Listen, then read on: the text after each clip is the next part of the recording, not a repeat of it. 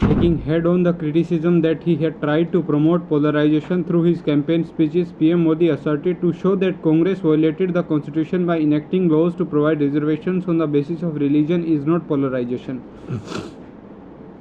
In an exclusive interview after the second round of polls, Modi stood by his statement that his predecessor Manmohan Singh had said Muslims had first claimed on the nation's resources. Modi declared that he was determined to fulfill BJP's commitment to implement a uniform civil code. It is clear that separate laws for communities are detrimental to the health of society. We cannot be a nation where one community is progressing with the support of the constitution while another community is stuck in a time wrap due to appeasement. We will do everything in our capacity to make UCC a reality in India, he said, while also renewing his vow to move forward on his One Nation, One Election plan. Modi expressed confidence of getting a third state term and said he was striving for a 400+ tally to foil the evil designs of opposition parties to take away reservations and rights of SC and STs and OBCs and give them to their vote bank. The PM came down hard on the push for redistribution of wealth through measures such as inheritance tax. I do not think they are solutions by any stretch of imagination. These are actually dangerous problems disguised as solutions. Would you work day or night if government takes away your money at the end in the name of redistribution, he asked, adding these ideas would kill the startup revolution and were merely a way to please the opposition's vote bank.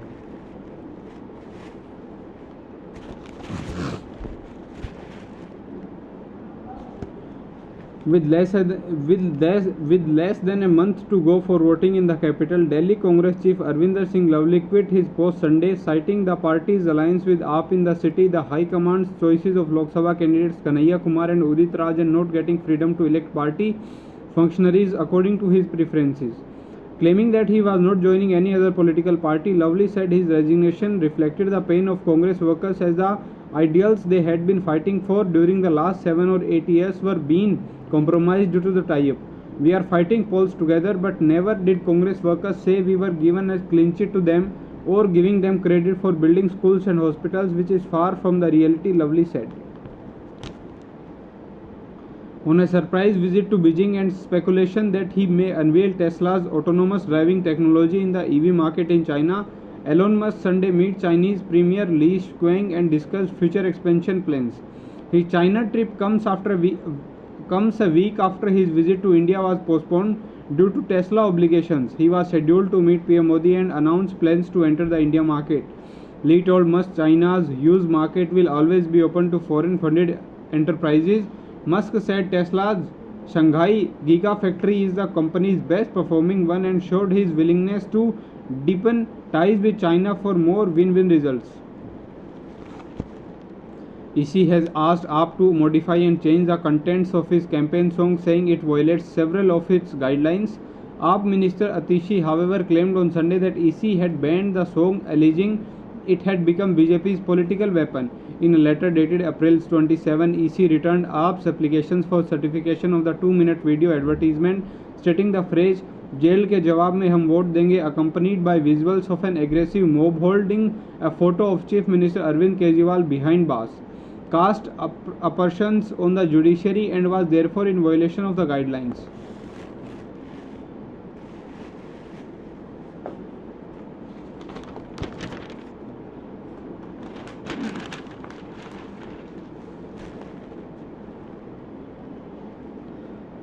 Hours after announcing his decision to resign as Congress Delhi Unit Chief, Arvinder Singh Lovely on Sunday said he had only quit his post and was not joining any other political party. His clarification came after former Congress MLA Asif Mohammad Khan claimed that BJP would fill Lovely from East Delhi constituency, replacing Harsh Malhotra. I have only resigned as Delhi Congress Chief and I am not joining any political party, Lovely said at a press conference at his residence.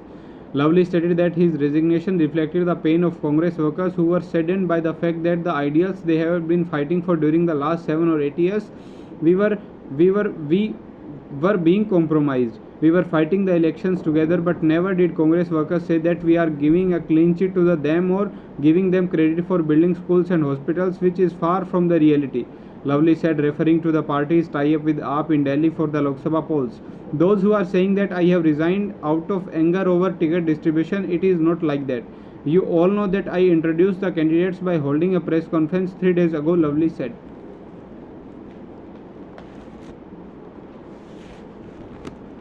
Hours after Arvinder Singh Lovely resigned from the post of Delhi Congress President, Delhi BJP Chief Virendra Sachdeva claimed that by giving tickets to individuals like Kanhaiya Kumar and Udit Raj, who, according to him, worked to divide the country, Congress had scored an own goal. Asked whether Lovely would join BJP, Sachdeva said, anyone who wants to see India as a developed country and work with the leadership that had led the country to a new heights is welcome to the party. Predicting more resignations in the opposition India bloc in the coming days, Sachdeva said signs of Lovely quitting were apparent on the day when Rajkumar Chauhan resigned. Whether it's Rajkumar Anand, Rajkumar Chauhan or Lovely, the common theme in the resignation letters was Arvind Kejriwal giving a ticket to Kumar was another reason. Referring to the Tukde Tukde row, Sachdeva claimed that anyone who had a sense of patriotism could not stand with people like Kumar who talked about breaking the country into pieces. He alleged that AAP was involved in corruption and misappropriation of public money, and despite its senior functionaries going to jail, the party was shamelessly fighting elections. The nepotism that Kejriwal once condemned is being continued by him. Lovely's resignation is just the beginning, Sachdeva said. BJP has always maintained that India bloc is the grouping of parties and not a union of hearts. It's becoming evident that the alliance will be completely dissolved before May 25, he added.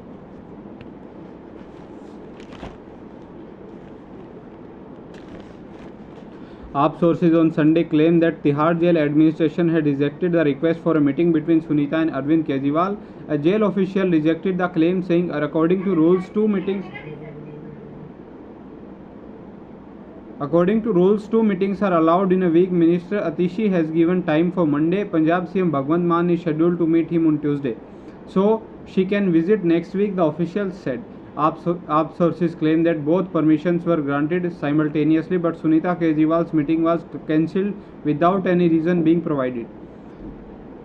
This will be Mann's second visit in Tihar to meet Kejriwal, who was arrested on March 21 by ED in a connection with the alleged excise policy scam.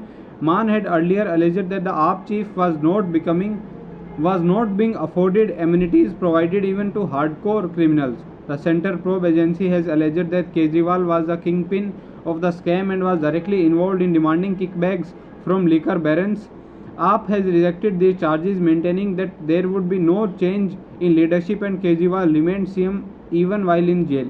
Earlier, AAP Rajya Sabha MP Sanjay Singh had alleged that Tihar jail administration has cancelled Atishi's meeting with the CM at the last moment.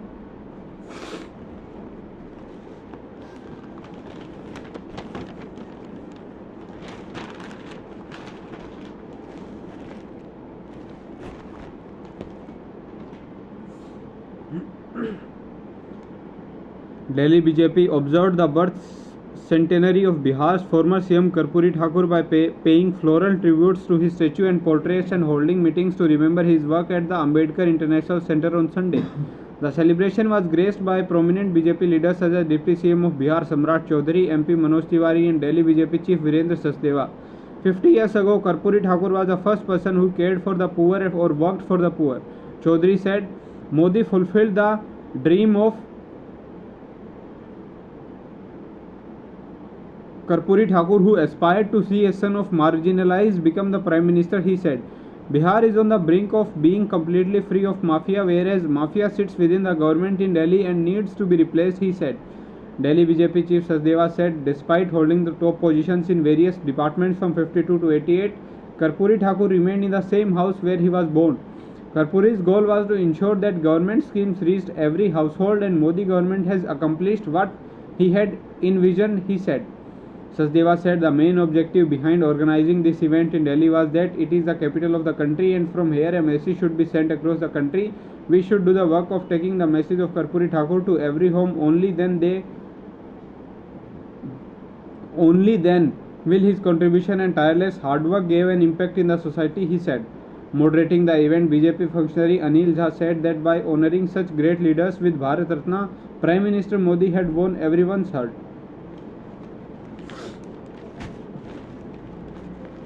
Delhiites are likely to face discomfort as the mercury is predicted to rise to 40 degrees Celsius on Monday. The city has so far seen only one day when the maximum temperature touched 40-degree mark. Indian Meteorological Department of officials said that the rain is unlikely for the next few days. Meanwhile, Delhi's air quality is likely to be deteriorate to poor category due to transportation of dust from semi-arid region to the city. As the impact of a western disturbance is over, clear skies are likely for the next few days. As rain is not expected for the next few days, the temperature may rise. The day temperature is predicted to reach 40 degrees Celsius on Monday, said an IMD official. IMD's data shows that April has lost just 7.5 mm rainfall so far as against a month's normal of 16 mm. The city has been deficit rainfall in March also. March recorded only 4 mm rainfall, making it a rain deficit of 75%. Delhi's AQI was 175 in moderate category on Sunday as against 163 a day earlier.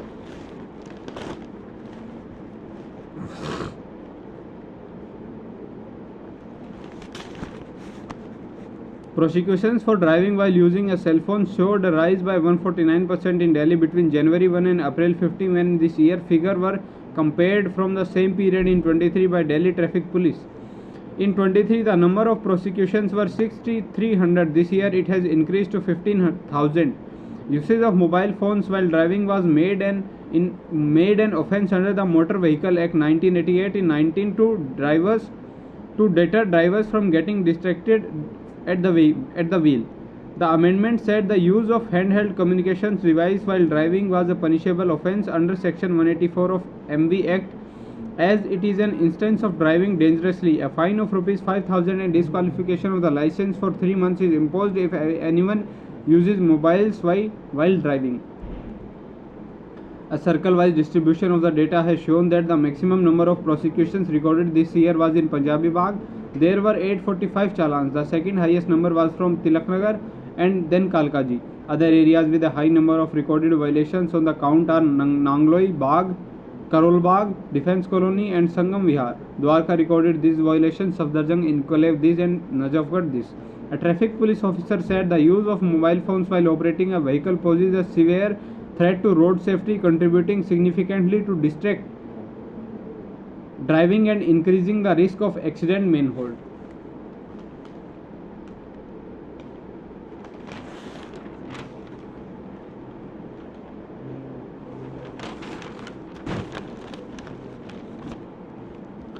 A Pakistani boat with around 86 kg of heroin worth of Rs 600 crore was seized off the Gujarat coast and its crew of 14 from the neighbouring countries arrested.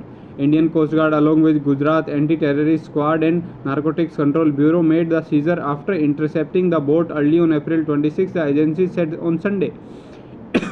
ATS officer said the contraband was to be received by a Tamil Nadu based drug cartel and its destination was Sri Lanka. This was the second big operation against the drug mafia within 2 days. The other involved seizures of mephedrone worth Rs 230 crore from 2 labs in Gujarat's Gandhinagar and Amreli and a third in Rajasthan Sirohi. The raids led to the arrest of 13 people. Nasir Hussain, the captain of the drug-laden Pakistani boat Al Raza, took a bullet in his hand fired by officers when he tried to resist the operation. A Gujarat cop said later Hussain had surgery in hospital to have the bullet removed. Hussain and his 13 associates are from Pakistan's Baluchistan province. The officer said the heroin consignment was sent by a Pakistan-based drug mafia named Haji Aslam alias Babu Baluch. Gujarat DGP Vikas Sahai said the drugs were kept in 78 packets. The operation followed an input to Gujarat ATS that the boat from Karachi would pass the international marine boundary line off the Porbandar coast. A joint team of the 3 agencies was then formed for the operation nearly 182 nautical miles from IMBL. The investigation was handed over to NCB.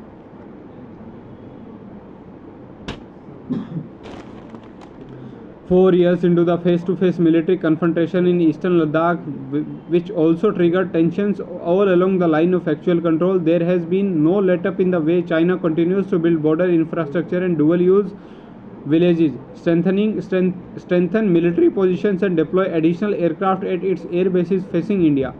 Latest satellite imagery, intelligence reports and other inputs showed this ongoing China's activity in all three sectors of the 3400 LAC stretching from Ladakh to Arunachal Pradesh defense and security establishment, sources said.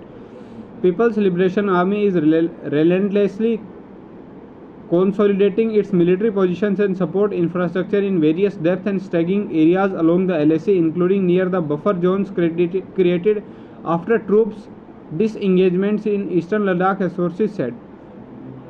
China, for instance, recently completed construction of a road from the north of this and Galwan Valley, providing the PLA with a 15-kilometer shorter alternate access to rapidly build up troops in the areas.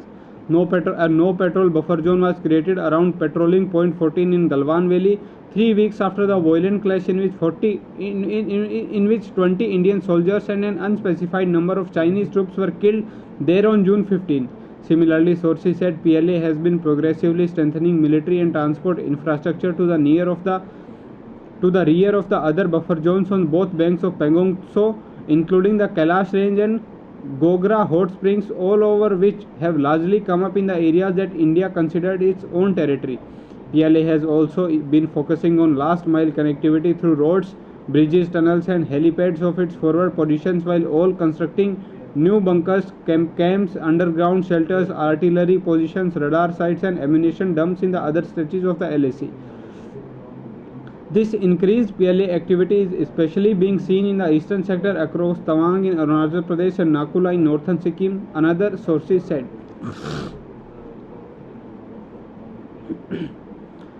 A day after 2 CRPF personnel were killed in Manipur's Bishnupur district, a tribal village guard was shot dead by unidentified gunmen in a post-midnight attack in this district on Sunday. 3 others were reportedly injured.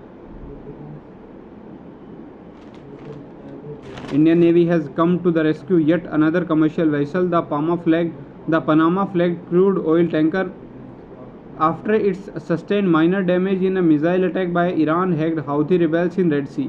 Destroyer INS Kochi, responding to the maritime security incident, rushed to the aid of this vehicle, which had 30-member crew including 22 Indian nationals and an officer, said on Sunday. First, an aerial reconnaissance by a helicopter was undertaken to assess the situation. Then an explosive ordnance disposal team boarded the merchant vessel for residual risk assessment. The crew members were found to be safe, he added. The oil tanker is now continuing its transit to Vadinar in India. The Navy's swift action reiterates the commitment and resolve of the force in safeguarding the seafarers plying through the region, the officer said.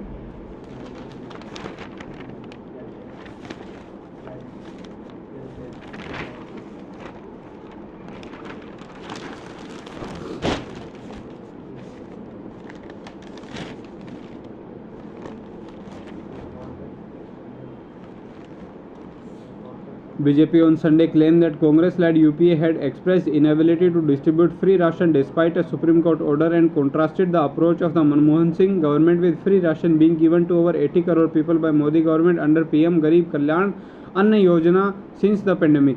On 16 September 2010, Manmohan Singh said government will do all it can be to provide affordable food to those below the poverty line, but cannot implement Supreme Court's order to give free food grain to the poor. He further said Supreme Court should not go into the realm of policy formulation. BJP IT department head Amit Malviya said as he shared a media report of 2010. BJP functionary said the Prime Minister Narendra Modi provided free ration to over 80 crore people. If Congress comes, it will kick the stomach of poor, he added.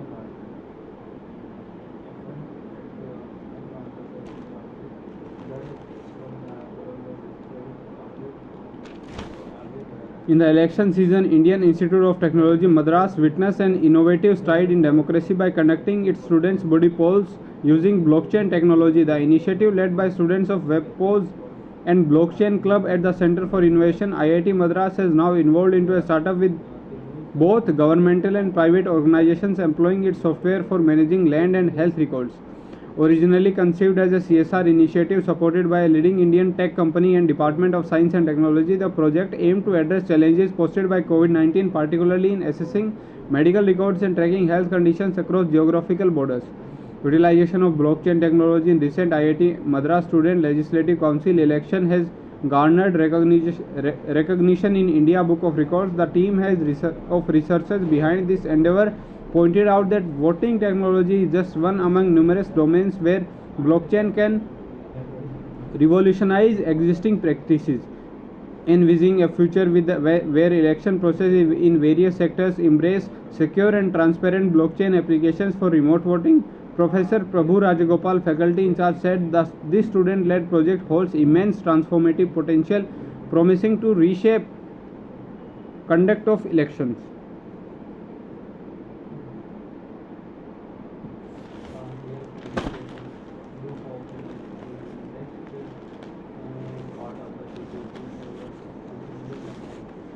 Former Union Finance Minister P. Chidambaram accused PM Modi on Sunday of fighting imaginary ghosts, saying the term inheritance tax does not feature once in Congress manifesto. The Honorable Prime Minister continues to discover and read in Congress manifesto words and sentences that are not there. He should debate the real issues, including the Congress manifesto. Chidambaram wrote on X. The Congress veteran also said his party wanted to bring 6 tax reforms as stated in the manifesto.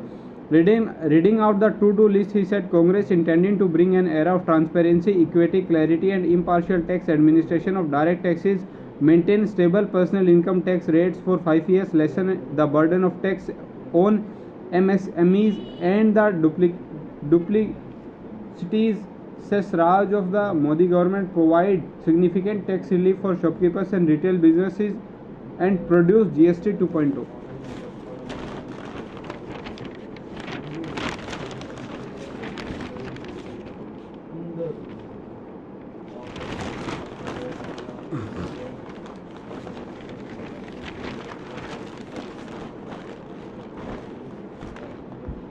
US President Biden spoke with PM Benjamin Netanyahu of Israel on Sunday to discuss the prospects of a possible ceasefire deal to obtain the release of some of the remaining hostages held since the Hamas-led terrorist attack on October 7, officials said. Biden's call came just hours after Secretary of State Antony Blinken left Washington for his latest trip to West Asia. Blinken will start in Saudi Arabia, where he will see Egyptian and Qatari officials who had served as intermediaries with Hamas in the truce talks. Blinken is expected to visit Israel while in the region. The call also came 3 weeks after Biden told Netanyahu that he would rethink his support for Israel's war unless the country did more to facilitate the delivery of food and other supplies to Gaza and limit civilian casualties. Since then, humanitarian aid to Gaza has been increased sustainably, but still not as much as is needed. Under the US-sponsored ceasefire proposal, Israel would halt hostilities for 6 weeks and release hundreds of Palestinians held in its prisons in exchange for the release of 40 hostages held by Hamas, mainly women, older men and those who with health conditions. Later stages of the deal would then extend ceasefire and result in more hostages being freed. Hamas armed wing released video Saturday of 2 men held hostage in Gaza who are seen alive and urging Israeli authorities to strike a deal for the release of the remaining captives. Campaign group The Hostages and Missing Families Forum identified the two as this and this, who were abducted by militants during the Hamas attack on southern Israel on October 7. Segal also has US citizenship. The latest video comes just 3 days after Hamas released another video showing hostage alive.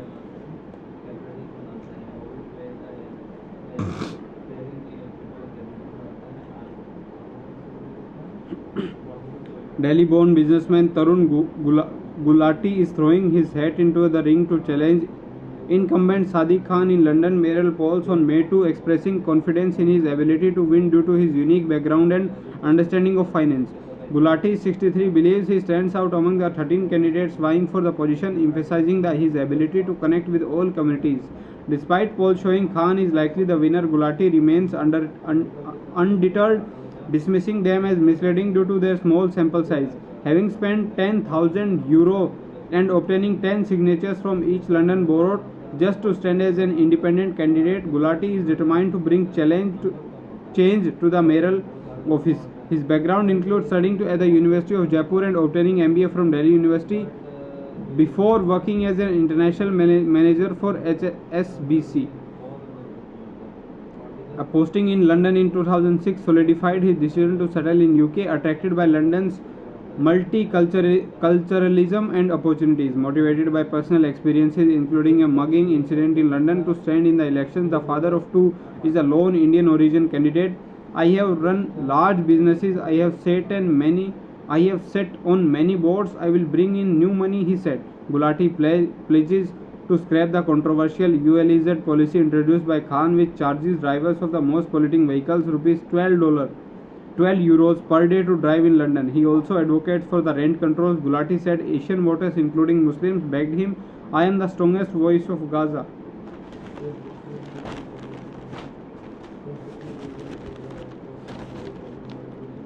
Jacks come to the party with tone. Virat Kohli was his element on Sunday, while Englishman Will Jacks demonstrated his range of ballistic batting as the duo decimated the Gujarat Titans at the Narendra Modi Stadium in Ahmedabad. Kohli pulled lofted, threatening the Ahmedabad crowd to a wide array of strokes, while Jacks halved and pulled his way to a belligerent tone to headline Royal Challengers Bengaluru's 9-wicket triumph.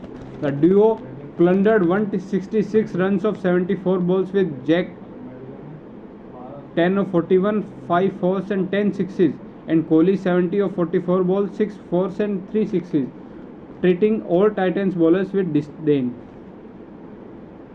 When the 15th over of Royal Challengers innings began, Jacks was batting on 44 and Kohli was on 69. However, the English batter took matters in his hand, bulldozing pacer Mohit Sharma over the leg side boundary and took 29 runs. To gallop beyond the Indian, Kohli guided Rashid Khan's first ball to the next over for a single before Jacks smashed 3 more sixes and a 4 to march to his 100 in style and guide his team to the comprehensive win.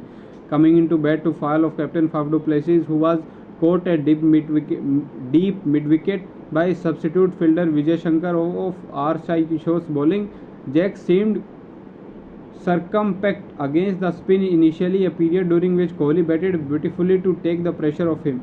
Kohli began with a lofted on-drive of Sandeep Warrior's bowling before hitting leg spinner Rashid Khan straight down the ground of the back foot.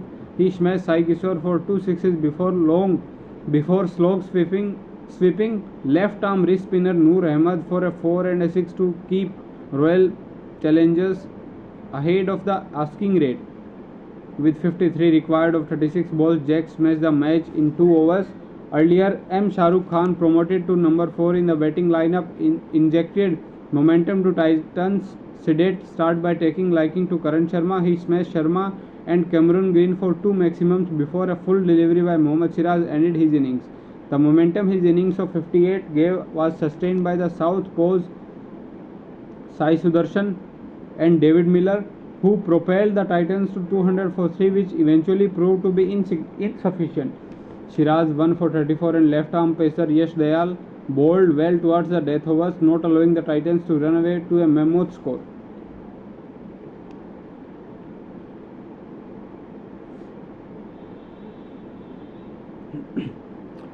Normal service resumed at the M.A. Chidambaram Stadium here on Sunday, while Chennai Super Kings returned to winning ways at home. 5 days after going down to Lucknow Super Giants in a high-scoring thriller at their den, CSK got back to track with a 78-run victory over Sunrisers Hyderabad, courtesy match-winning contributions from skipper Ruturaj Gaikwad and pacer Tushar Deshpande.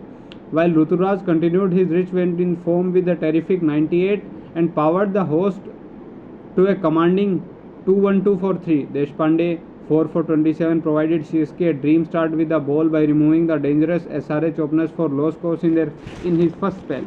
After being taken to the cleaners while delivering a stump-to-stump line, Deshpande quickly learned his lesson and bowled well outside the off-stump, a move that worked like a magic. The dismissals of Travis Head and Abhishek Sharma had a lot of similarities. The Southpaws tried to clear the point boundary but ended up picking out Derry Mitchell at sweeper cover. Matisha Pathirana later dashed SRH slim hopes of an improbable win, sending back Eden Markram and Henrik Klassen. The capacity crowd were on their feet when Pathirana delivered his trademark toe crusher to light up Markram's stump. SRH went however in their chase and were eventually bundled out of 134. Earlier, Ruturaj led from the front as he lived up on his monkier of Chepax Raja, a nickname given to him after he took over the reins from MS Dhoni, but fell just 2 runs short of what would have been a second successive 100. Ruturaj, who had smashed an unbeaten tone in the previous match, guided CSK to a huge total of a company of Mitchell. Dubey 39. Combining forces after the early departure of Ajinkya Rahane in the third over, Ruturaj and Mitchell executed CSK's tried and tested batting plan to a T during their 107-run second wicket alliance. The Kolkata Knight Riders dominated the Delhi Capitals, recording a massive 106-run victory when the two sides last met in the ongoing IPL earlier this month. But things are unlikely to be the same when they clash again, this time at the Eden Gardens here on Monday. The Rishabh Pant-led side has since been on the rise, recording 4 wins in their last 5 games, to be on 10 points after as many games. In contrast, the Knight looks a bit shaky after losing 2 and managing to pull off a narrow 1-run victory in their last 3 games at home. Although still firmly in the playoff race with 10 points from the 8 matches, KKR know in case of further slips, they might be in trouble. Bowling remains KKR's Achilles heel as they have struggled to defend high totals. All their bowlers except Sunil Narine are leaking runs. With Mitchell Stark's availability is still uncertain, KKR desperately need to get their bowling combination right. As their assistant coach Rayan Den this said, the bowlers need to show heart and develop anti-skill bowling.